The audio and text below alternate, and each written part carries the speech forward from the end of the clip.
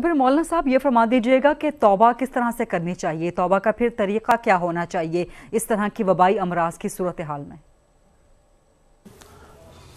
غریدہ اللہ کو منانا سب سے آسان چیز ہے، کائنات میں سب سے آسان ہے اللہ کو منانا۔ ماں بہت بڑا رشتہ ہوتا ہے، اسے منانے پر بھی زور لگتا ہے، لیکن میرے رب کی قسم میں کیا بتاؤں آپ کو، میرا رب کہتا ہے میرا بندہ، میری بندی، تو اتنے گناہ کر،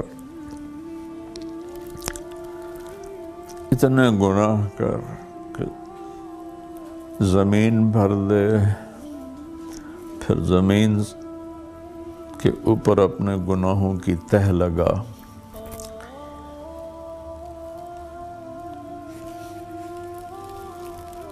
پھر اس کو اٹھاتے اٹھاتے اٹھاتے آسمان کی چھت سے لگاتے۔ مجھے بتاؤ کون اتنے گناہ کر سکتا ہے؟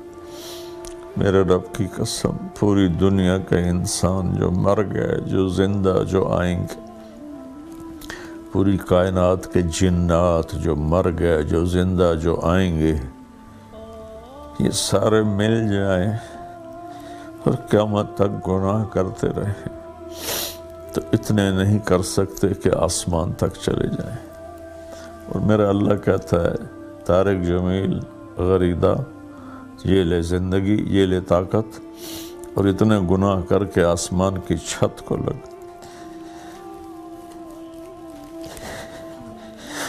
پھر صرف ایک دفعہ مجھے کہنا یا اللہ معاف کر دے، تو میں سارے معاف کر دوں گا، ولا ابالی، اور مجھے کوئی پرواہ نہیں ہوگی۔ بڑی کریم ذات سے ہمارا واسطہ ہے۔ میں اپنی تمام ساری قوم سے کہتا ہوں، دو بول بول دیں یا اللہ میری توبہ، سب معاف کر دے گا، پھر پلٹ کے پیچھے نہ جائیں اور اپنی توبہ پہ پکے ہو جائیں، چاہے حقوق اللہ ہیں چاہے حقوق العباد ہیں، اس کی تلافی کی پھر کوشش کریں، پھر ٹوٹ جائے پھر توبہ کر لیں۔ میرے نبی کا فرمان ہے، دن میں 70 دفعہ توبہ ٹوٹے، 70 دفعہ توبہ کر لو تو اللہ تعالیٰ خوش رہتا ہے۔ تو اللہ سے معاملہ بڑا زبردست ہے، جتنی دفعہ ہم توبہ کریں گے اتنی دفعہ معاف کرے گا۔ وہ ایسا نہیں ہے کہ وہ کہے گا کہ مجھے جاوید چوہے صاحب میرے بہت پیارے دوست ہیں، بھائی ہیں، مجھے ان سے بہت محبت ہے، میں ان کی بہت قدر بھی کرتا ہوں، ان کے قلم کا مرید بھی ہوں میں۔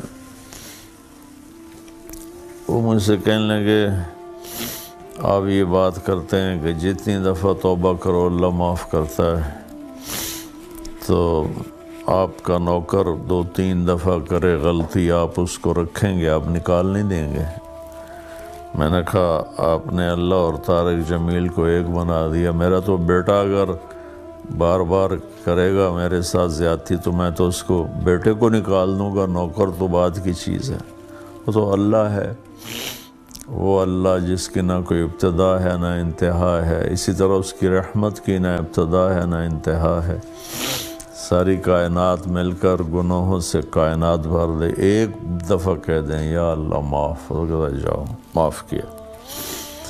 تو میں ساری قوم سے اپیل کروں گا سب مل کر توبہ کریں، 2 نفل پڑھیں یا صرف زبان سے ہی کہہ دیں، لیکن پھر ایک شرط ہے پلٹ کے واپس نہ جائیں، اگر ہو جائے تو بھی کوئی مسئلہ نہیں، پھر دوبارہ توبہ کر لیں، پھر توبہ کر لیں، پھر توبہ کر لیں۔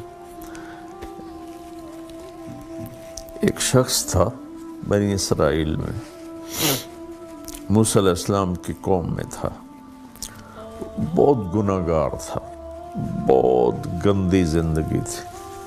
جب وہ مرنے لگا تو اس نے اپنے بیٹوں سے کہا کہ میں نے بہت غلط زندگی گزاری ہے، میری بخشش شاید نہ ہو۔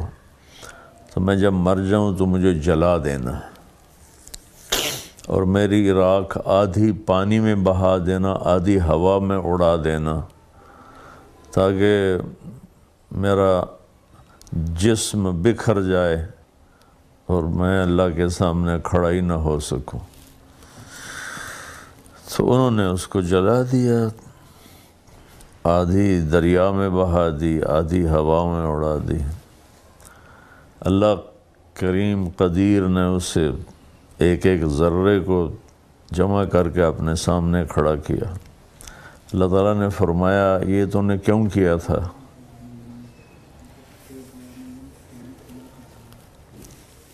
اس نے کہا یا اللہ میں ڈر گیا تھا۔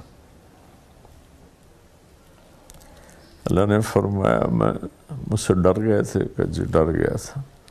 کہا اچھا جاؤ معاف کیا۔ تو اللہ کو معاف کرنا بہت پسند ہے، بشرطے کہ حیا ہو، بشرطے کہ شرم ہو، ندامت ہو۔ لیکن اگر ایسا ہو کہ دیکھ لیں گے جو ہوگا تو یہ تو بہت نادانی والی بات۔ بتا رہے تھے کہ خدا اور بندے کا تعلق اور اس میں توبہ کی اہمیت کیا ہے، اور خاص طور پہ اس طرح کے وبائی امراض جب پھوٹ پڑتے ہیں، خدا کی طرف سے آزمائش تو ہوتا ہے، خدا کے قہر کا اظہار بھی ہوتا ہے۔ اس میں توبہ کس طرح سے کرنی چاہیے؟ بار بار کرنی چاہیے؟ بار بار غلطی ہو جائے تو بار بار توبہ کی جائے؟ تو جس طرح سے آپ نے کہا کہ اگر ایک دفعہ غلطی ہو جائے توبہ کریں، پھر غلطی ہو پھر توبہ کریں، تو کیا اس طرح کی بار بار کی توبہ بار بار قبول ہوتی ہے؟ جی بالکل قبول ہوتی۔ میں نے بات آپ سے عرض تو کیا، میرے نبی نے فرمایا اگر سچی ندامت کے ساتھ دن میں 70 دفعہ بھی توبہ ٹوٹے اور وہ کر لے تو اللہ تعالیٰ اسے معاف فرما دیتے۔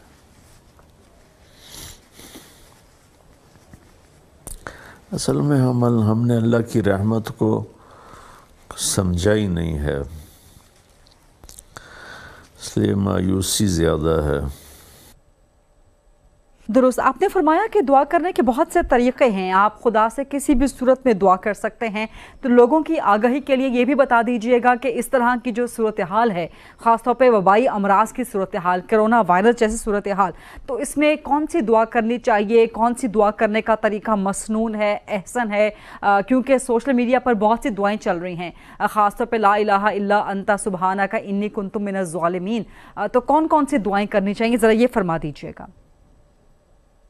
دعا پڑھنے کی چیز نہیں غریدہ، دعا مانگنے کی چیز ہے۔ درست، پڑھنے کو دعا نہیں کہتے، مانگنے کو دعا کہتے ہیں۔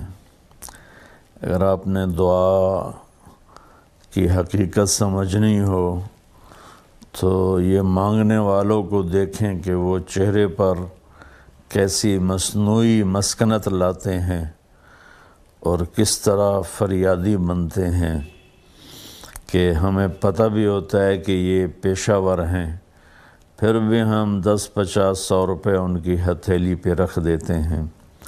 دعا الفاظ کا نام نہیں ہے، دعا کیفیت کا نام ہے۔